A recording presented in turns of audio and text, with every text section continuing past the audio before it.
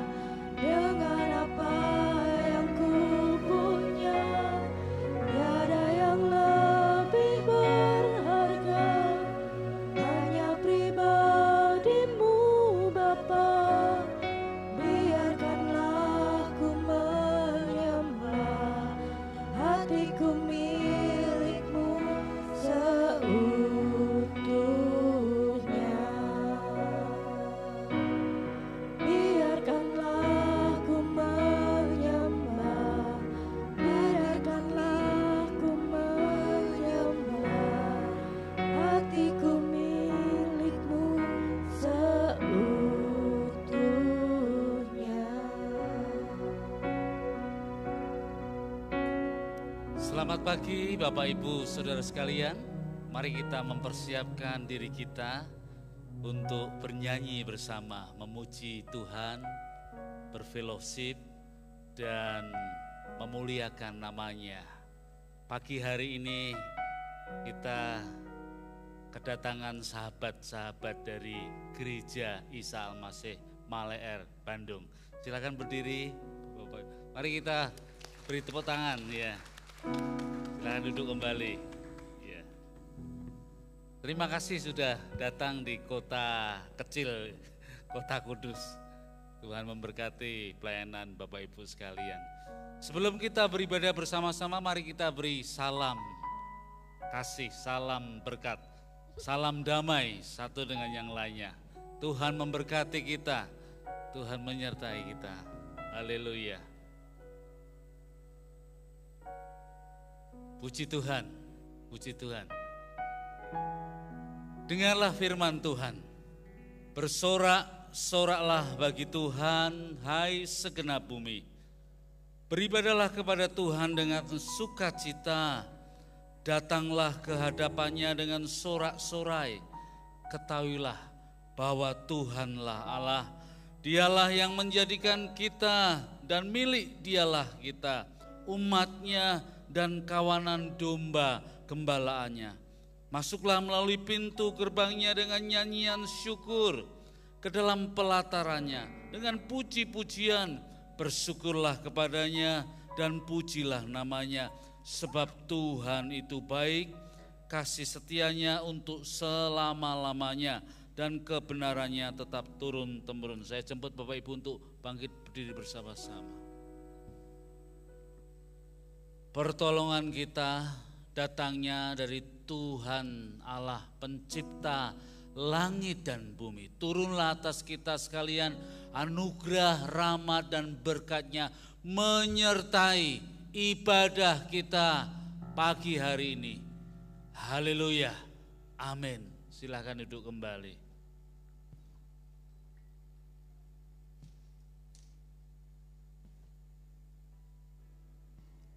Shalom jemaat yang dikasihi Tuhan, apa kabarnya? Shalom. Puji Tuhan. Sungguh anugerah Tuhan kita bisa ada di tempat ini. Semua karena kasih dan anugerah-Nya yang luar biasa di dalam kehidupan kita. Mazmur 71 ayat 5 berkata, sebab Engkaulah harapanku ya Tuhan, kepercayaanku sejak masa muda ya Allah. Hanya Tuhan Yesus yang menjadi harapan hidup kita. Amin. Mari kita naikkan pujian ini. Kasih-Mu Tuhan, karya-Mu Tuhan nyata di dalam hidup.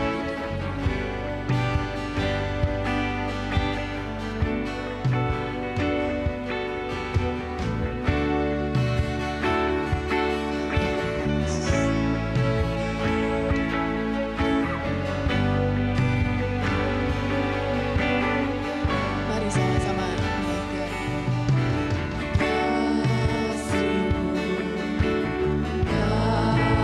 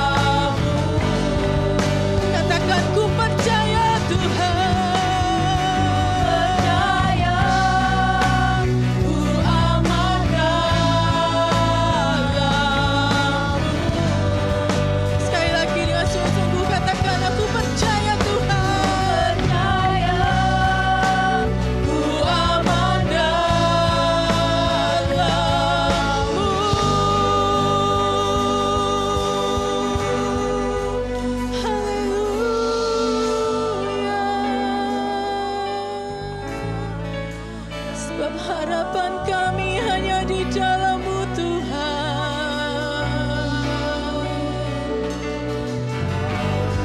Sumber kekuatan kami,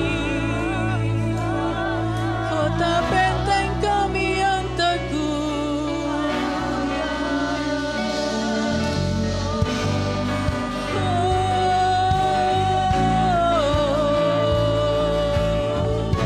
Kaulah harapanku Tuhan,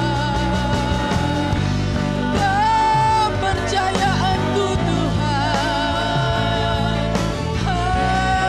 Haleluya, haleluya, haleluya. Mari kita sembah Dia.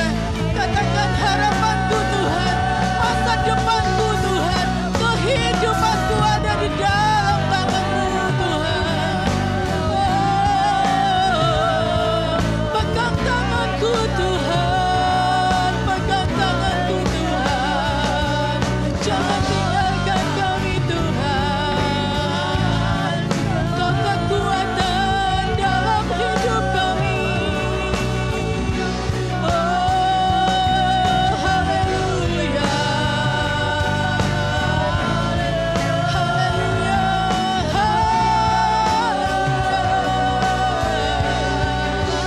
Terima kasih Tuhan, sebab Kau harapanku, kekuatan dan kepercayaan kami. Terima kasih Tuhan, terima kasih Tuhan. Terima kasih Tuhan. Kami mau serahkan hidup kami sepenuhnya ke dalam tangan-Mu Tuhan. Karena kami percaya Tuhan, Engkau penguasa hidup kami, Engkau pemilik kehidupan kami Tuhan. Dan Engkau satu-satunya harapan dan masa depan kami Tuhan. Terima kasih Bapa, pagi ini Tuhan kami siap untuk memuji dan menyembah Engkau.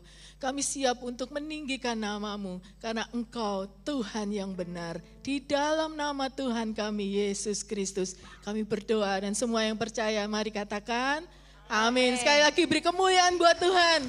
Tuhan yang benar. Haleluya. Mari kita tepuk tangan sama-sama.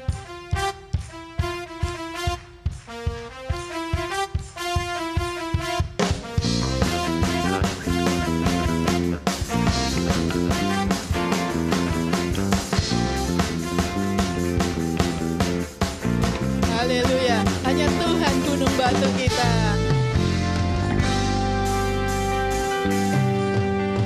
Kau gunung batuku dan Kau kota bentengku, tak akan ku ragu.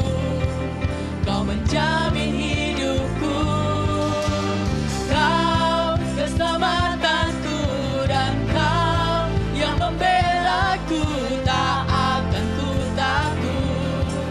Kuasa-Mu di dalamku, walau badai menerbai dalam hidupku ini. Namun tangan-Mu Tuhan mengangkatku tinggi. Kau Tuhan yang benar, tak pernah tinggalkan. Dahulu, sekarang, selamanya, janji-Mu tak berubah. Kau Alfa dan Omega, awal dan akhir. Semesta alam memuja Engkau Tuhan yang benar. Bapak Ibu percaya bahwa Tuhan Yesus gunung batu kita, amin. Haleluya. Katakan, Kau gunung batuku.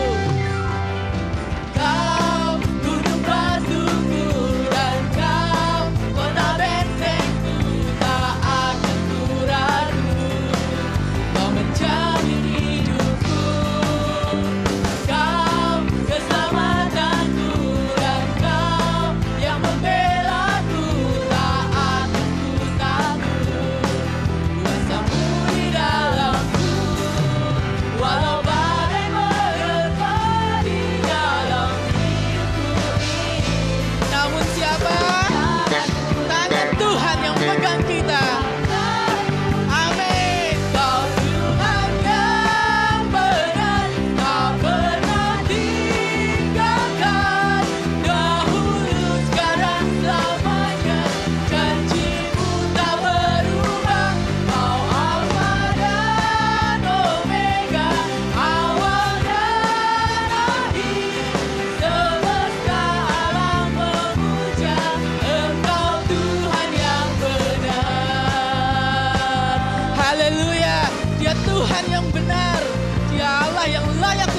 sembah.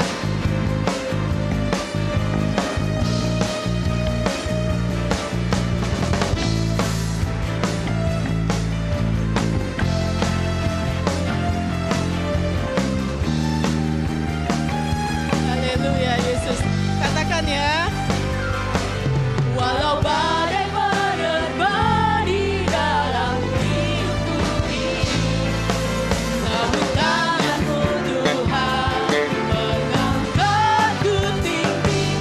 Kau Tuhan yang benar, tak pernah tinggalkan. Dahulu sekarang selamanya, janjimu tak berubah. Kau Alfa dan Omega, awal dan akhir. Sekali lagi ya, katakan Engkau Tuhan yang benar. Saya coba Bapak Ibu untuk mengangkat tangan. Kau Tuhan yang benar, tak pernah tinggalkan. Dahulu sekarang selamanya, janjimu tak berubah. Kau Alfa dan Omega, awal dan akhir. Semesta alam memuja Engkau Tuhan yang benar. Semesta alam memuja, semesta alam memuja, semesta alam memuja. Katakan Engkau Tuhan yang benar. Amin. Haleluya. Beri pemuliaan buat Tuhan. Haleluya. Silakan duduk Bapak Ibu. Haleluya. Pengharapan kita hanya Yesus saja. Sebuah pujian yang lama yang mungkin sudah lama sekali untuk tidak kita dengarkan, kita nyanyikan. Ya, tapi kita mau nyanyikan pagi hari ini menjadi satu kekuatan buat kita. Bahwa pengharapan kita hanya Yesus saja. Amin.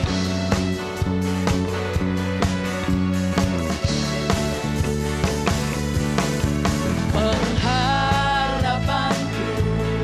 hanya Yesus saja, yang mati atas Golgota.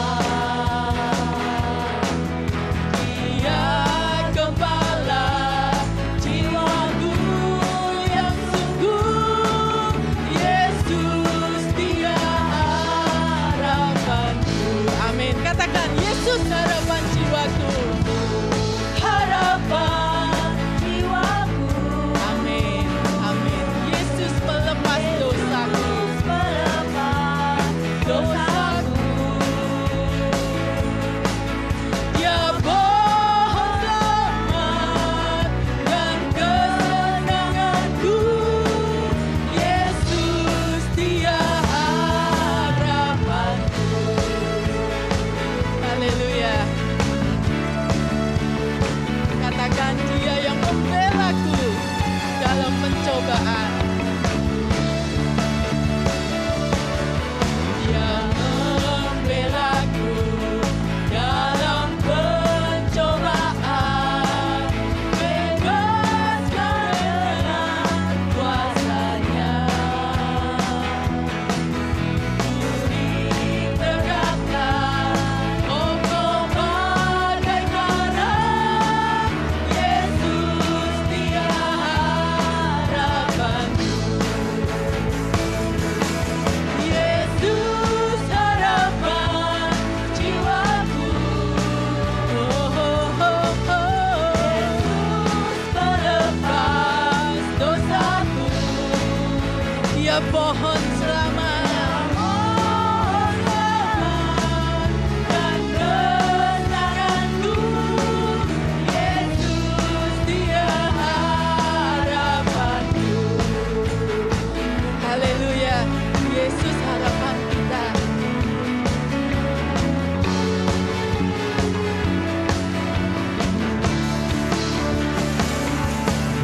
Yang menyediakan. Ini kata-kata paling indah ya Bapak Ibu ya. Kita aminkan.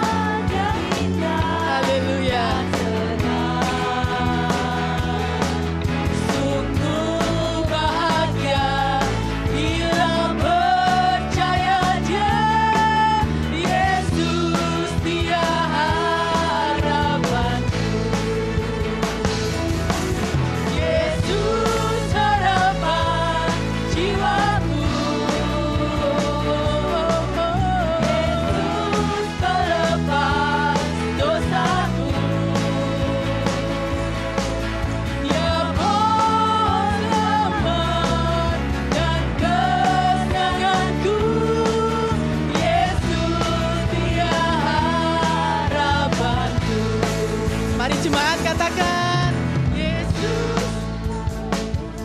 Haleluya. Yesus harapan kita. Yesus yang melepaskan dosa-dosa kita.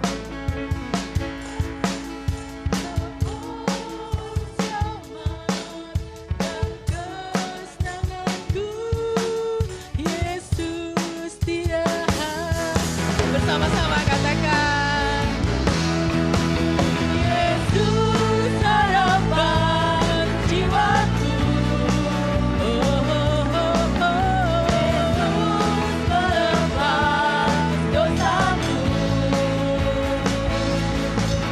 Dia mengaman dan kesenanganku. Yesus dia harapanku. Yesus dia pohon aman dan kesenanganku. Yesus dia harapan. Sekali lagi ya, katakan, dia pohon selamat. Dia pohon selamat dan kesenanganku. Yesus dia harapanku. Haleluya. Bapak Ibu percaya bahwa Yesus harapan hidup kita. Amin. Angkat tanganmu, beri kemuliaan buat Tuhan juga. Haleluya. Terima kasih Tuhan. Terima kasih Tuhan. Haleluya. Sebelum kita mendengarkan paduan suara, kita akan persiapkan hati kita juga. Kita sembah Dia kembali. Hanya Tuhan satu-satunya pembuat mujizat di dalam kehidupan kita. Saat tantangan menghadang, saat badai gelombang menerpa kita, percaya bahwa Tuhan Yesus satu-satunya Allah yang memberi kekuatan, yang memberi kemenangan buat kita. Amin. Haleluya. Di dalam kelemahanku sempurna kuasa-Mu. Hebatnya tantanganku, lebih hebat Tuhanku.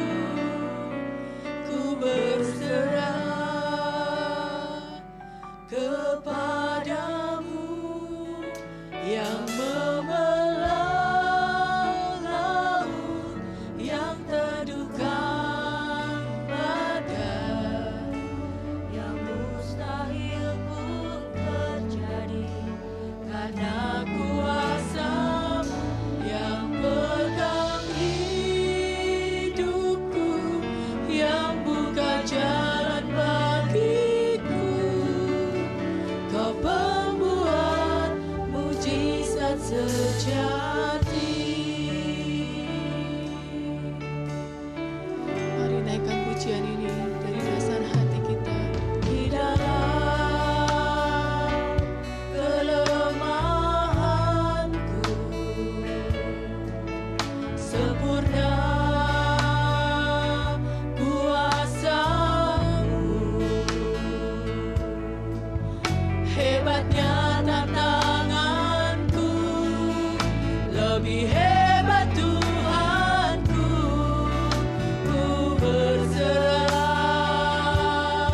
Saya undang Bapak Ibu Jemaat untuk bangkit berdiri.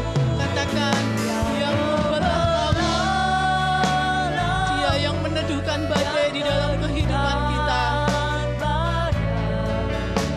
Yang mustahil pun terjadi karena kuasa-Mu yang pegang hidupku, yang buka jalan bagiku. Kau pembuat mujizat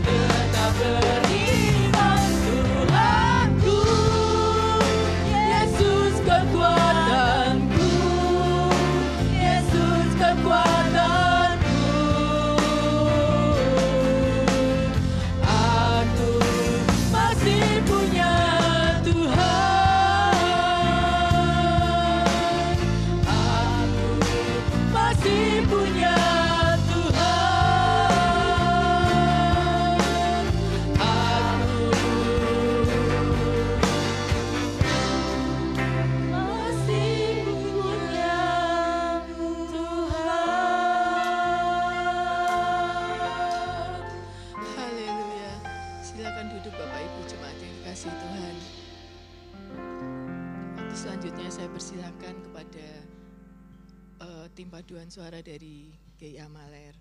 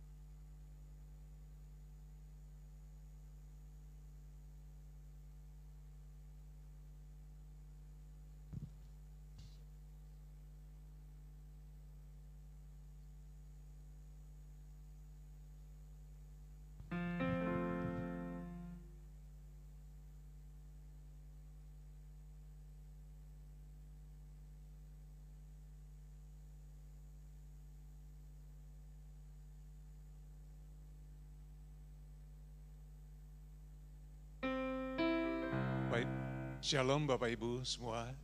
Ya, sekali lagi perkenalkan kami dari Paduan Suara Mazmur Bakti Gereja Isa Al-Masih Malaer Bandung ya. Dengan ini mengucapkan terima kasih sebesar-besarnya pada Bapak Pendeta Minggus beserta majelis semuanya atas kesempatan pelayanan yang diberikan pada kami pada pagi sepanjang hari ini, dan kiranya pelayanan kami juga boleh menjadi berkat bagi kita semuanya. Amin. Ya, terima kasih.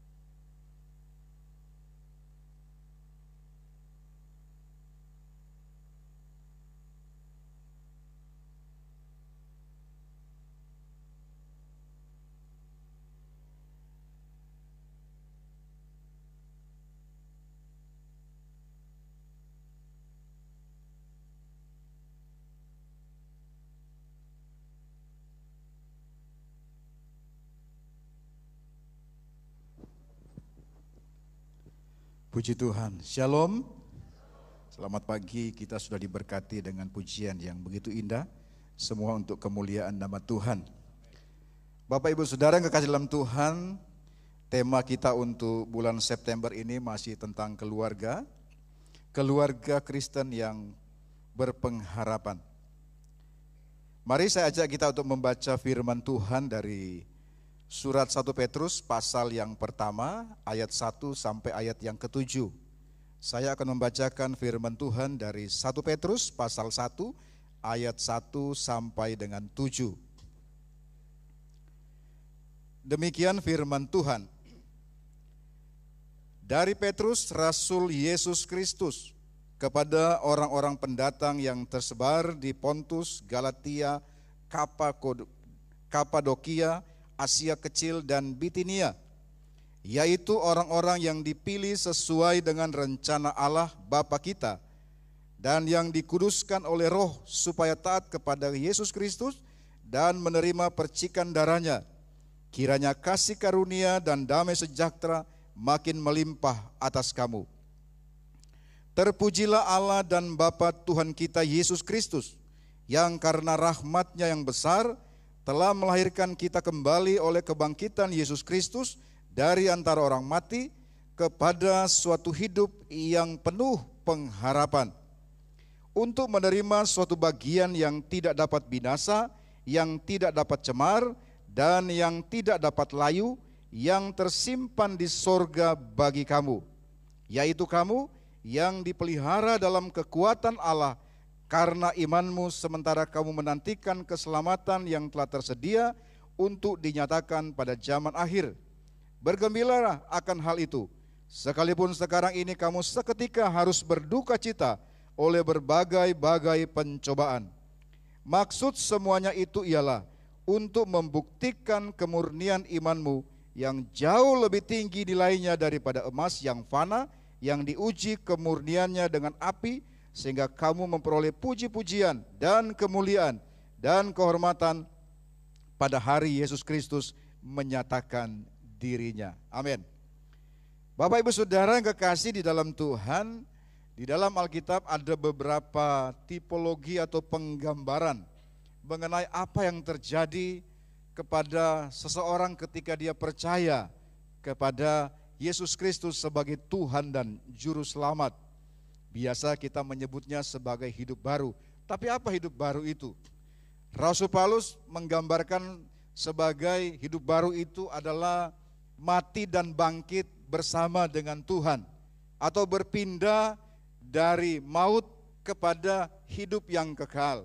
Nah, di dalam bacaan kita pada pagi hari ini, dalam maksud dan konteks yang sama dan tujuan yang sama, Rasul Petrus menggambarkan bahwa orang yang percaya kepada Yesus sebagai Tuhan dan Juru Selamat memiliki suatu kehidupan yang penuh dengan pengharapan. Orang-orang Kristen, keluarga-keluarga Kristen yang percaya, saya dan saudara tentu saja maksud saya, adalah keluarga yang hidup penuh dengan pengharapan. A lively hope itu menjadi bagian di dalam kehidupan kita sebagai orang yang percaya kepada Tuhan. Tapi tentu pertanyaannya, apa hidup yang penuh dengan pengharapan itu? Kalau kita lihat ayat sebelumnya, dalam ayat 1 dan 2, kata-kata ini atau tulisan ini atau nasihat ini ditujukan atau disampaikan Rasul Petrus kepada orang-orang Kristen yang tersebar di daerah yang saya sebutkan tadi, Asia Kecil, Bitania, Pontus, dan sebagainya. Mereka adalah orang-orang yang sudah percaya kepada Tuhan, yang untuk sementara mereka sedang mengalami sesuatu yang tidak diinginkan di dalam kehidupan mereka oleh karena iman kepada Yesus Kristus. Kepada orang-orang itulah Rasul Petrus menekankan dan memberikan arahan kepada mereka bahwa kehidupan Kristen, orang-orang yang sudah percaya kepada Yesus sebagai Tuhan dan Juru Selamat, di dalam kehidupan mereka, mereka memiliki hidup yang penuh dengan pengharapan. Mungkin agak berbeda dengan kebanyakan keinginan orang-orang Kristen pada abad modern ini. Kita banyak sekali disuguhkan oleh sebuah keyakinan bahwa, atau penekanan pada bagian tertentu, bahwa hidup atau percaya kepada Yesus adalah memiliki hidup yang berkelimpahan, full life. Tuhan menyediakan segala yang kita butuhkan. Tuhan menyediakan segala, bahkan bukan hanya kita butuhkan, tapi apa yang menjadi keinginan hati kita. Itulah yang mewarnai khotbah-khotbah modern hari ini. Bukan apa yang kita bisa berikan kepada Tuhan, tetapi apa yang bisa saya dapat dari Tuhan. Kalau saya percaya Yesus, apa untungnya bagi saya? Kalau hari ini saya mengaku Yesus sebagai Tuhan dan Juru Selamat, saya dapat apa? Di zaman yang serba saya dapat apa? Kita hidup di dalamnya. Bukankah begitu kalau kita menggunakan jasa tertentu? Kalau saya pakai ini produk Anda, saya dapat apa dari yang Anda tawarkan? Kalau saya menggunakan jasa layanan Anda, saya dapat apa dibandingkan dengan yang lain yang menawarkan yang seperti itu? Kita hidup di zaman yang saya dapat apa atas pilihan kita. Tetapi Alkitab memberikan kita sebuah konsep yang agak berbeda. Memang betul bahwa Tuhan menyediakan, Tuhan menyiapkan segala sesuatu yang kita butuhkan. Nanti kita akan lihat lebih jauh. Tetapi tidak saja itu. Kehidupan Kristen tidak saja berfokus kepada full life, hidup yang berkelimpahan, tetapi juga hidup yang berpengharapan. A lively hope itu juga harus menjadi bagian dalam kehidupan kita. Tahukah saudara bahwa kalau kita hanya fokus pada sesuatu, meskipun sesuatu itu memang kita butuhkan, maka sesuatu itu akan merusak kehidupan kita. Saya kasih contoh begini. Tubuh kita kan butuh zat tertentu, gula misalnya. Saudara kalau kurang gula pasti badannya lemas. Pasti tenaganya berkurang. Tapi kalau gula terlalu banyak, nyetok di dalam tubuh kita, yang seharusnya dalam takaran tertentu, takaran ideal, sesuai dengan kebutuhan kita, maka itu akan memberikan manfaat. Tapi kalau dia over dari yang kita butuhkan, karena kita makanan manis itu kan sangat menyenangkan, sehingga kita mengkonsumsi di luar atau melebihi dari yang kita butuhkan, maka itu tidak jadi lagi, tidak menyehatkan kita, tapi membuat kita sakit. Garam misalnya, tubuh manusia butuh garam. Kalau tidak kita kurang garam, tentu akan terjadi hal-hal yang anomali dalam kehidupan kita. Tapi garam yang dibutuhkan dalam miligram atau takaran tertentu sesuai dengan kebutuhan harian manusia. Melebihi daripada itu, garam yang harusnya menjadi zat positif, zat baik bagi tubuh, dia akan merusak tubuh saya dan saudara. Demikian pula dalam kehidupan kita. Pak, apa betul bahwa Alkitab mengajarkan kehidupan Kristen, keluarga Kristen harus hidup berkelimpahan, berkecukupan? Iya betul, Tuhan janji benar. Percaya kepada aku, Tuhan menjanji dia akan mencukupkan, menyediakan semua kebutuhan hidup kita. Betul, tidak salah itu. Tapi persoalannya bukan hanya itu yang Alkitab bicarakan di dalam firman Tuhan. Dan kehidupan Kristen tidak melulu soal berkat. Tidak soal saya dapat apa dari Tuhan. Kalau saya korban sekian kepada Tuhan, saya kembalinya berapa? Tidak sekedar itu. Ada bagian lain yang juga tidak boleh kita abaikan karena menjadi pedoman di dalam kehidupan kita. Salah satunya adalah kehidupan Kristen adalah kehidupan yang penuh dengan pengharapan. A lively hope itu menjadi bagian di dalam kehidupan saya dan saudara. Nah, timbul pertanyaan, ada apa dalam hidup yang penuh dengan pengharapan itu? Di dalam ayat yang keempat dikatakan bahwa yang pertama, hidup yang penuh dengan pengharapan itu adalah menerima suatu bagian yang tidak dapat binasa, yang tidak dapat cemar, dan yang tidak dapat layu, yang tersimpan di surga bagi kamu, kata firman Tuhan. Bapak Ibu Saudara, Tuhan kan tahu ya, kita hidup di dunia membutuhkan kebutuhan-kebutuhan sarana penunjang kehidupan. Tuhan tahu kita butuh makan. Tuhan tahu kita butuh pakaian.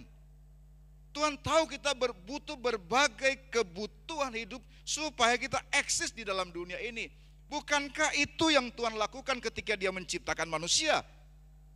Ingat, manusia diciptakan pada hari yang terakhir ketika semua sarana kebutuhan, sarana penunjang hidup sudah ada semua. Adam tidak membantu Tuhan untuk menciptakan dunia untuk menyediakan kebutuhan bagi dirinya sendiri. Adam hadir, manusia hadir ketika semua sarana, semua penunjang itu sudah ada duluan. Tuhan sudah sediakan. Tuhan kan tahu kita membutuhkan semua itu untuk kita hidup di dalam dunia ini. Maka saya tidak sekali dua kali mengatakan bahwa orang Kristen itu sebetulnya kalau berdoa minta berkat kepada Tuhan itu berdosa. Karena apa? Seolah-olah Tuhan itu tidak tahu tugas dan kewajibannya. Dia tahu kok kita membutuhkan semua itu. Tugas kita kan cuma satu, hidup sesuai dengan kehendak Tuhan. Yang lain-lainnya ya nanti dia Alkitab sudah katakan semua sudah disediakan oleh Tuhan. Apa yang kita butuhkan? Tuhan sudah sediakan. Kalau hari ini kita belum menerimanya, bukan berarti stoknya tidak ada. Ada. Maka saya coba menggambarkan dalam analogi, gambaran iseng-iseng saya. Seandainya kita diizinkan masuk ke gudang penyimpanan di surga. Mungkin di sana ada satu bagian, ada satu ruangan khusus kah? Atau ada satu loker khusus kah? Atau ada satu bagian tertentu yang ada nama saya di situ. Ini semua kebutuhan yang diperlukan oleh Ferry Sagai sudah ada di situ semua. Cuma kenapa mungkin Tuhan belum berikan? Tahukah Bapak Ibu Saudara, tidak semua yang kita butuhkan itu, yang kita inginkan itu baik untuk kita pada saat yang sama. Saya sangat percaya, Bapak Ibu Saudara sesayang-sayangnya sama anak kecil yang berusia 1 atau 2 tahun atau kurang dari itu, ketika melihat ibunya sedang memasak di dapur, memotong-motong sayur dengan pisau, dia ingin bermain dengan pisau itu. Saya jamin Bapak Ibu tidak akan kasih itu. Ini nak, mainlah dengan pisau yang tajam ini. Saya jamin Bapak Ibu tidak kasih. Apakah karena kita membenci dia? Tidak. Justru tidak mengasihi apa yang dia beri itu adalah untuk kebaikan dia. Nanti setelah dia dewasa, bertambah usianya, sudah bisa bertanggung jawab. Kalau perlu diajak, ayo ikut bantu masak di dapur. Silakan pegang segala macam peralatan yang dibutuhkan, termasuk pisau-pisau yang tajam itu. Tapi ketika dia masih kecil sekali, kita tahu sesuatu yang harusnya menguntungkan atau bermanfaat, itu bisa merugikan dirinya. Bapak di surga kan tahu saya dan saudara. Dia tahu persis, sampean kalau tak kasih ini, itu tidak akan membuat Anda itu akan baik, malah akan merugikan. Tunggu saya, tak tunggu dulu sampai keadaan siap. Maka kadang-kadang Bapak Ibu Saudara, Tuhan itu sengaja menahan berkat atau sesuatu yang kita inginkan, yang kita rindukan, bukan karena Tuhan tidak tahu kita membutuhkan, tapi ada waktu yang tepat. Bukankah kita punya keyakinan bahwa Tuhan memberikan tepat pada waktunya? Tepat pada waktunya, bukan soal jumlah yang kita butuhkan, tetapi penggunaan yang semestinya dari apa yang kita butuhkan itu. Yang pertama itu. Yang kedua, apa yang terjadi di dalam ketika kita percaya kepada Tuhan memiliki kehidupan yang penuh dengan pengharapan. Dalam ayat yang kelima, dia katakan dengan jelas bahwa kita, keluarga Kristen, orang yang percaya kepada Tuhan, dipelihara dalam kekuatan Allah. Salah satu yang Tuhan tahu bahwa kita butuh adalah penyertaan Tuhan di dalam kehidupan ini. Bapak Ibu Saudara, kita akan tahu bahwa hidup ini penuh dengan kesulitan, tantangan dan sebagainya. Kekuatan kita terbatas. Menaklukkan dunia ini, menjalani kehidupan, kita akan berhadapan dengan berbagai macam tantangan dan kesulitan. Dan ada hal-hal tertentu yang kita meskipun sudah berusaha sekuat tenaga, sudah mengerahkan segala kemampuan kita, sudah memeras otak kita seperas-perasnya, tetap saja ada hal-hal yang tidak bisa kita lakukan di luar kemampuan kita. Mendidik anak misalnya, mendidik keluarga.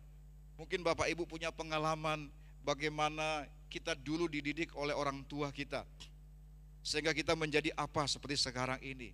Bagaimana mungkin kita hidup di keluarga yang baik-baik, orang tua yang memiliki passion bagaimana agar anak-anaknya itu boleh jadi orang yang benar semua, orang yang baik semua. Dan kita itu ingin menerapkan itu kepada keluarga kita misalnya hari ini. Tapi kita lupa tantangannya kan beda, situasinya berubah. Banyak ilmu-ilmu yang kita dapat dari orang tua dulu tidak bisa kita terapkan hari ini. Bagaimana kita dididik dulu, bagaimana kita dibentuk dulu, tidak bisa kita terapkan kepada anak-anak hari ini. Sehingga orang tua, orang sekarang harus belajar lagi, harus menggali lagi. Karena terbukti ilmu-ilmu yang sukses dulu itu, yang diterapkan, diajarkan kepada kita, dan yang kita jalani, tidak bisa lagi dilakukan hari ini. Tantangannya sudah berbeda, zamannya berbeda. Dan bagi beberapa keluarga bikin pusing. Bukan karena orang tua tidak peduli kepada anak-anak sehingga kadang anak jadi anak yang nakal, anak yang tidak menghormati orang tua, yang hidupnya sembarangan. Bukan karena orang tua itu lalai mengabaikan. Maka saya tidak sependapat mengatakan bahwa kalau ada anak yang nakal karena kurang dididik oleh orang tuanya. Mungkin 1-2, ya benar. Tapi saya juga tahu ada begitu banyak keluarga yang berusaha mendidik anak-anak dengan baik. Bahkan mereka menggunakan ilmu yang sudah terbukti berhasil pada masa mereka, diterapkan kepada anak sekarang, tidak bisa. Ketika itu terjadi bukan karena orang tua lalai, bukan karena orang tua mengabaikan, tapi karena situasi yang berbeda. Tidak mampu. Maka kita butuh kekuatan Tuhan. Dalam soal bisnis, hari ini banyak bisnis yang bangkrut. Bukan karena kekurangan modal, bukan pula karena kekurangan sumber daya manusianya, tapi karena pola bisnisnya berubah. Sehingga pada banyak bisnis yang masuk kepada area yang mereka tidak terpetakan sebelumnya. Ketika mereka kuliah lama-lama, mahal-mahal di luar negeri, mereka belajar ilmu ekonomi, mereka belajar bisnis 5, 10, 15 tahun yang lalu. Sekarang sudah berubah. Apa yang mereka pelajari sana tidak bisa lagi diterapkan hari ini. Itu hanya salah satu contoh. Oleh sebab itu, kita butuh kekuatan lain untuk menyertai kita. Kekuatan kita terbatas. Dan bersyukur, Tuhan berjanji kepada kita. Aku menyertai kamu senantiasa sampai pada akhir zaman. Penyertaan Tuhan bagi saya dan saudara, bagi kita keluarga Kristen. Bukan sekedar Tuhan jadi teman ngobrol saja dalam perjalanan. Tapi teman yang melihat, oh kamu ini butuh apa? Oh kamu ini perlu apa? Tuhan itu bukan saja teman yang senang mendengar doa-doa kita. Bukan saja yang hanya pasif ketika mendengar seruan, melihat pergumulan umatnya. Tidak. Tapi dia teman yang melihat, oh anakku ini butuh apa? Dia sedang bergumul. Dan dia memberikan kekuatan kepada mereka yang membutuhkan, termasuk saya dan saudara. Yang kedua, yang ketiga,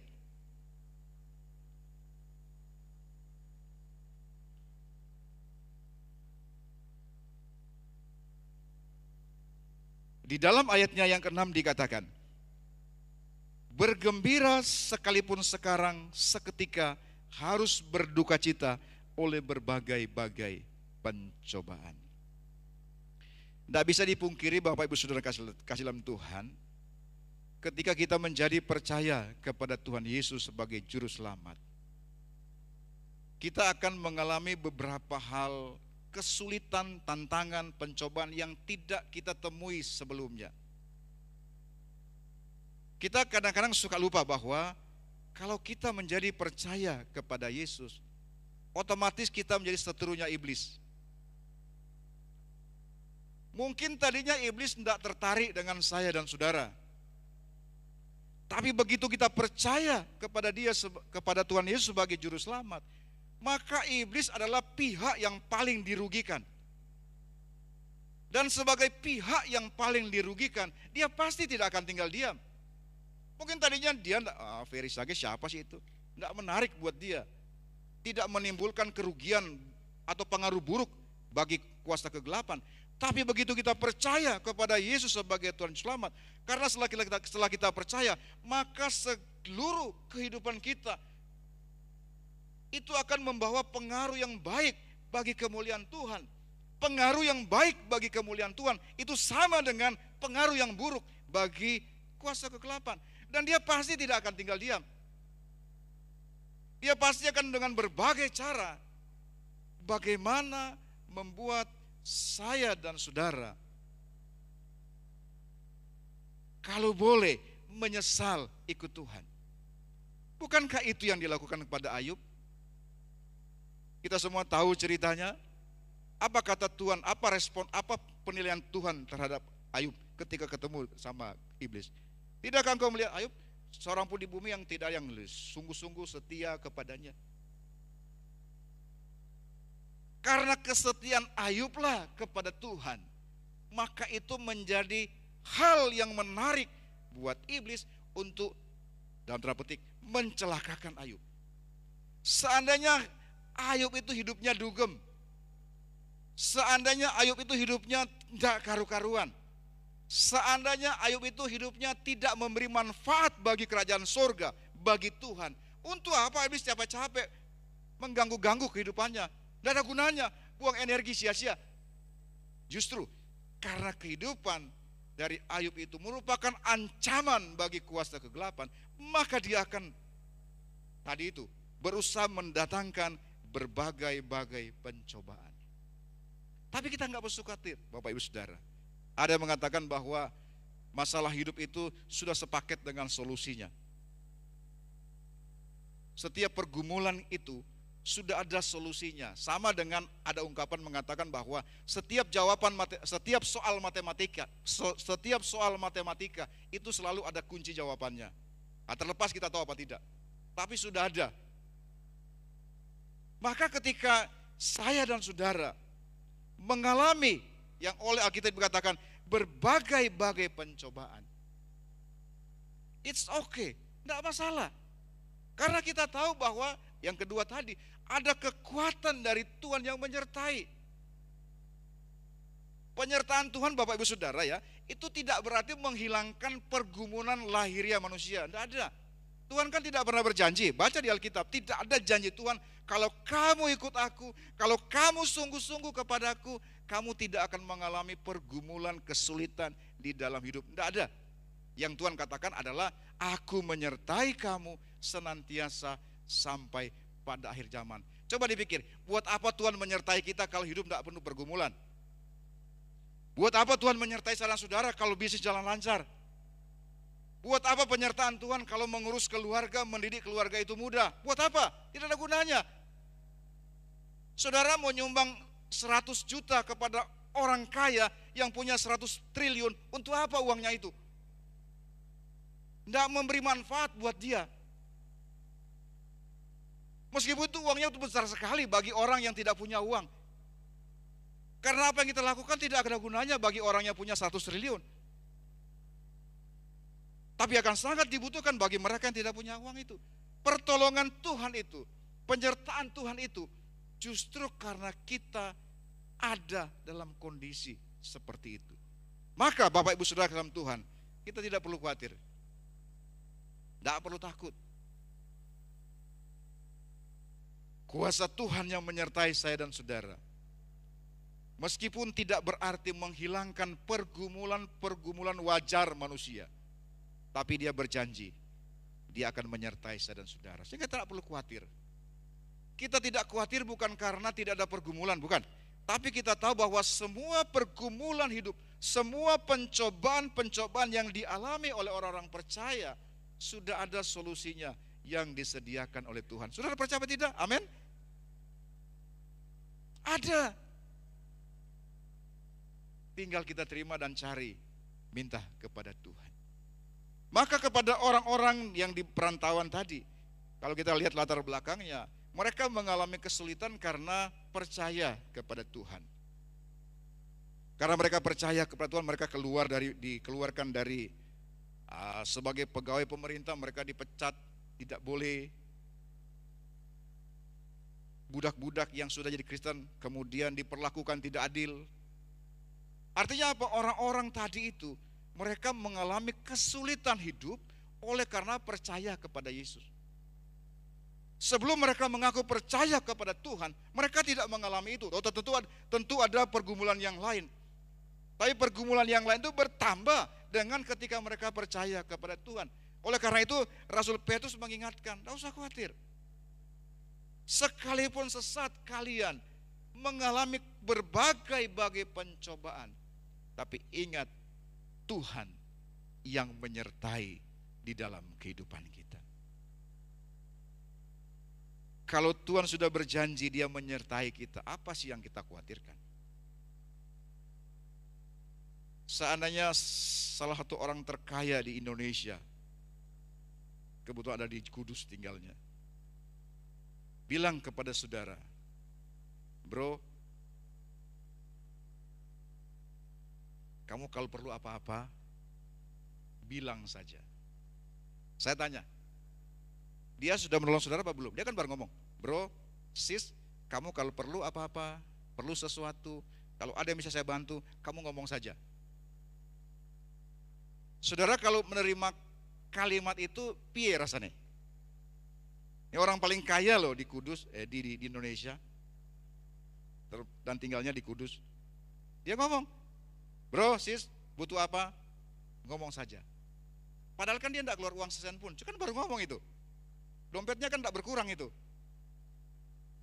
Tapi bagi saudara, bagi kita yang mendapat kalimat itu, ada sebuah susah untuk digambarkan, tapi sesuatu yang menyegarkan. Oh iya. Dan kebetulan ketika saudara betul-betul membutuhkan sesuatu, Dia menolong. Padahal namanya manusia, bisa saja kan manusia berubah janjinya.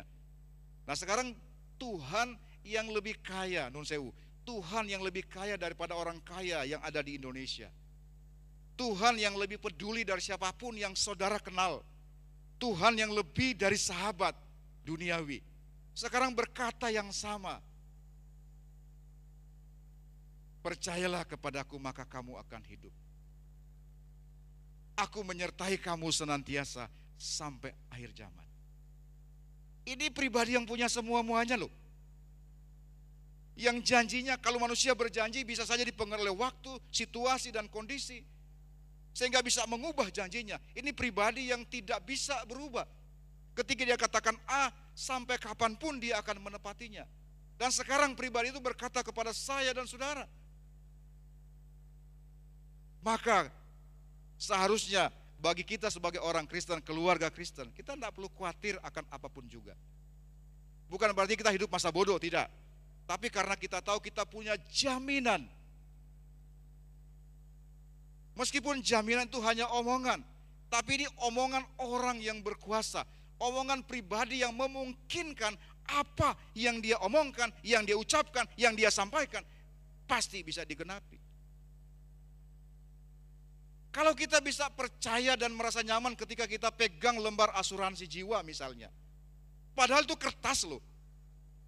Ketika kita membeli polis asuransi itu kertas yang ditandatangani oleh suatu lembaga keuangan yang dipercaya.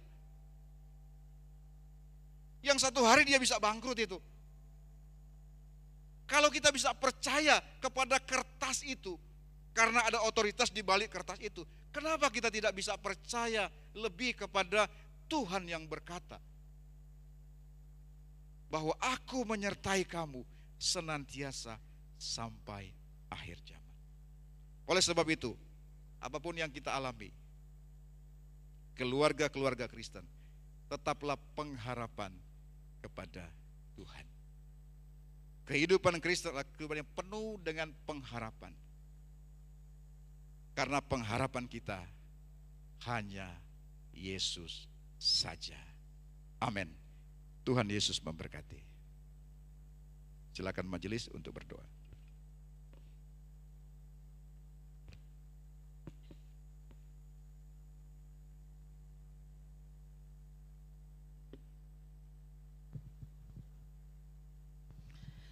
Bapa kami yang ada di dalam kerajaan surga, kami bersyukur Tuhan untuk kebenaran firman yang boleh kami dengar pada pagi hari ini. Kami tahu Engkau tidak pernah berjanji langit selalu biru, tetapi Engkau berjanji senantiasa menyertai hidup kami. Engkau tidak pernah berjanji jalan selalu rata, tetapi Engkau terus berjanji kepada kami senantiasa untuk memberikan kekuatan kepada kami. Biarlah ini yang menjadi pengharapan kami sebagai anak-anak Engkau Tuhan.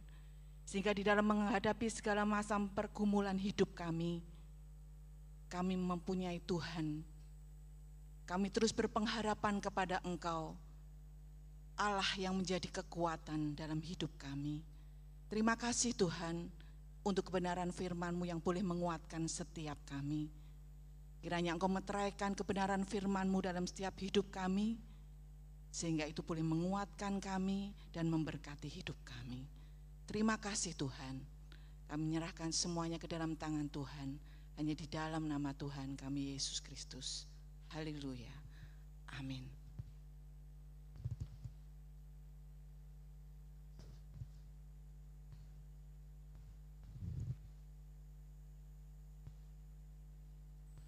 Puji Tuhan, ibadah pagi hari ini menjadi semakin semarak dan agung.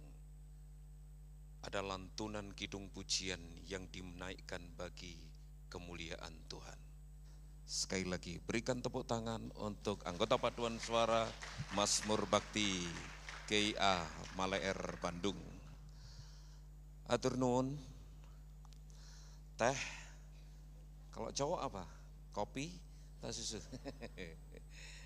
Ya, saya cuma hafal pada waktu lihat karaoke, teks karaoke di mobil itu. Abdi bokoh ka anjen. Apa itu artinya? Apa? Oh, sama kalau gitu. Ya, terima kasih bagi Bapak Ibu Saudara sekalian yang rindu kembali menikmati alunan puji-pujian yang dinaikkan oleh saudara-saudara kita dari GIA Bandung. Silakan hadir pada sesi kedua nanti dalam ibadah raya jam 10. Ya, terima kasih, Tuhan memberkati. Sebelum kita lanjutkan, untuk beberapa hal yang akan ditekankan dalam warta jemaat, kami ingin menyambut apabila ada di antara Bapak Ibu Saudara sekalian ada yang baru pertama kali hadir dalam ibadah raya di tempat ini. Silahkan bangkit berdiri untuk kami sambut, kami kenal dan sebagainya. Silahkan. Apakah ada di antara Bapak Ibu Saudara sekalian ada yang baru pertama kali hadir dalam ibadah raya di tempat ini? Selain saudara-saudara kita dari Bandung, ya guys star kita. Ada? Silakan. Ada satu. Ada seorang Bapak. Terima kasih, selamat datang Bapak. Luar biasa. Ada lagi? Oke. Ada lagi? Tidak ada? Iya. Sampingnya Bu Teresia itu. Iya, ya, enggak apa-apa, silakan bangkit berdiri. Oke. Malu. Oke, kita lanjutkan. Sebelum saya lupa mengingatkan dan sekaligus ralat untuk warta yang sudah sempat publish untuk persekutuan doa guru-guru sekolah minggu yang betul itu jam 10 pagi, bukan jam setengah 12. Sekali lagi sekaligus pengumuman ini meralat persekutuan doa guru-guru sekolah minggu hari ini tanggal 15 September jam 10 pagi, bukan jam setengah 12. Ya, selanjutnya jangan lupa seksi pria mengundang Bapak Ibu Saudara sekalian besok hari Selasa dalam ibadah ada pemahaman atau pengajaran iman yang akan dipandu oleh Bapak Gembala. Silakan hadir dan ini untuk umum, bukan untuk pria saja. Silakan hadir untuk mengikuti ibadah dengan acara spesial ini, pengajaran iman. Dimulai jam 6:30, disediakan coffee time dan dinner, ya silakan hadir. Oke, terus selanjutnya dukung dalam doa untuk rencana pendewasaan TPI Sidoarjo, Delta Sari yang akan diadakan besok hari Senin tanggal 16 oleh MPH Sinode GIA.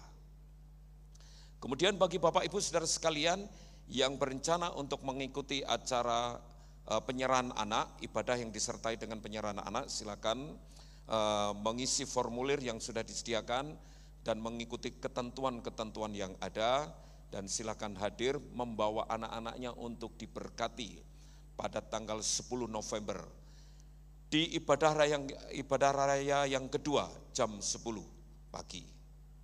Ya, itu yang bisa disampaikan. Kemudian selanjutnya ada satu lagi yang sangat penting sekali, khususnya bagi para remaja. Hadir untuk mengikuti acara spesial khusus remaja Youth RBK, ibadah ulang tahun RBK yang ke-45 besok Sabtu tanggal 21 September jam 5 sore, betul ya? Jam 5 sore, wes mantap, silakan hadir. Ada hal-hal yang spesial, surprise dan sebagainya. Pembicara yang akan hadir Bapak Indra Puspa dari IFGF Semarang. Ya, itu saja yang dapat disampaikan. Terima kasih. Untuk beberapa warta yang lain bisa saudara ikuti melalui warta cetak maupun digital. Selanjutnya kita akan berdoa untuk saudara-saudara yang berulang tahun dari tanggal Senin kemarin itu berapa itu? Sampai hari ini. Iya. Dari tanggal 9. Dari tanggal 9 sampai tanggal 15 yang merasa berulang tahun. Rekan-rekan, teman-teman di bulan September ini sampai hari ini, ya sampai hari ini yang berulang tahun, silakan bangkit berdiri. Ada hadiah spesial. Ada Ibu Agnes Kristia Himawan, ada lagi Bapak Haryanto Kaplo, Simon Haryanto, ada lagi Ibu Wiji. Oke, di atas ada dari rekan-rekan Maleer Bandung, ada yang berulang tahun di bulan September. Silakan berdiri, jangan sungkan. Berikan tepuk tangan, luar biasa. Oke, Bapak Gembala akan berdoa untuk rekan-rekan kita, saudara-saudara yang berulang tahun. Silakan.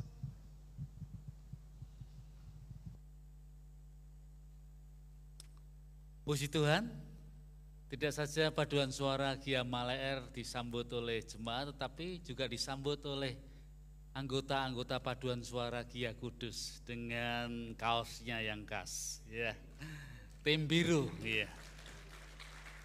Ini untuk menunjukkan persahabatan. Kapan-kapan paduan suara Gia Kudus mesti nyanyi bahasa Sunda ke Gia Maleer Bandung, ya. Nanti Pak Yu sama Bu Yuning yang mengaturnya. Puji Tuhan. Mari kita berdoa bersama-sama. Tuhan, kami bersyukur kepadamu untuk ibadah yang pertama ini. Syukur karena kasih-Mu yang luar biasa. Kami berdoa supaya keluarga kami memiliki pengharapan yang kuat di dalam Tuhan. Kami bersyukur untuk saudara-saudari kami yang berulang tahun pada bulan September ini.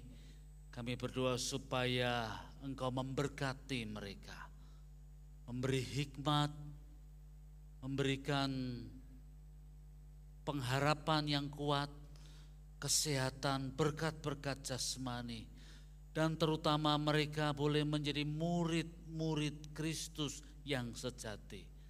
Terima kasih ya Tuhan. Kami juga berdoa, bersyukur kepadamu untuk sidang jemaat-Mu yang membawa persembahan. Pertama-tama adalah persembahan hidup yang diberikan kepada Tuhan, di mana mereka boleh mempersembahkan secara total hidup mereka untuk menyembah, memuliakan Tuhan. Dan juga persembahan dalam bentuk berkat yang mendukung pelayanan di Gereja Isa Masih Kudus ini, untuk pelayanan operasional, untuk pelayanan diakonia, untuk pelayanan beasiswa, untuk pelayanan di bidang yang lainnya. Engkau memberkati tangan yang sudah memberkati. yang sudah memberi ya Tuhan. Terima kasih. Tuhan, kami berdoa untuk sidang jemaat-Mu yang bergumul dengan sakit penyakit. Tuhan, sembuhkan. Yang masih bergumul terus dan belum mengalami kesembuhan, Tuhan beri kekuatan.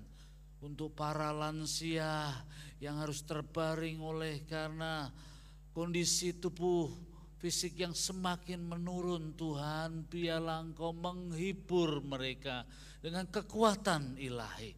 Kami bersyukur kepadamu ya Tuhan. Kami berdoa untuk jemaat yang ada di kota Kudus ini, untuk gereja-gereja di kota Kudus ini, supaya menjadi jemaat-jemaat yang saling mengasihi satu sama lain, saling mendukung, saling bertumbuh bersama-sama, merayakan kehidupan ekumenis.